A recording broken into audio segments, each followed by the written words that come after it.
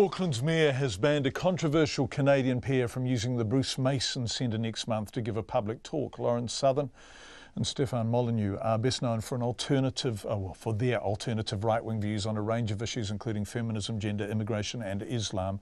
Phil Goff announced this afternoon they would not be welcome in any council-run venues. The event organiser says the decision is a disappointing blow for democracy. Emma Hatton reports. Lawrence Southern, a journalist, activist and filmmaker, along with the Free Domain radio podcast head Stefan Molyneux, had planned to speak in Auckland on August 3rd. Just hours ago, Auckland's Mayor Phil Goff announced no council venues would be made available for them. Event organiser David Pallo says he's disappointed.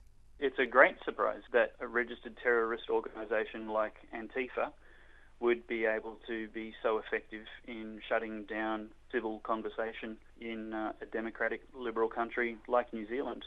Auckland Mayor Phil Goff says he has no dealings with the group Antifa, an anti-fascist far-left group, and the decision not to allow the pair at council venues was for security reasons. The nature of the inflammatory speech that these people engage in would create security concerns. I see no obligation at all to provide a venue for people who are coming from outside of our country to a city that embraces diversity so that those people can stir up racial or faith hatred. But David Pallo says Phil Goff has got the wrong idea about what the pair want to talk about. He's misrepresented the purpose of the events as to stir up ethnic and religious tensions. He's misrepresented them as views that divide rather than unite.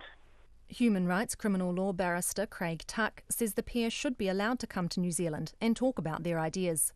However hateful they may be, and horrible they may be, and disingenuous they may be, but the reality is they should be allowed to speak about them, and the public should be able to engage those ideas and develop their thinking.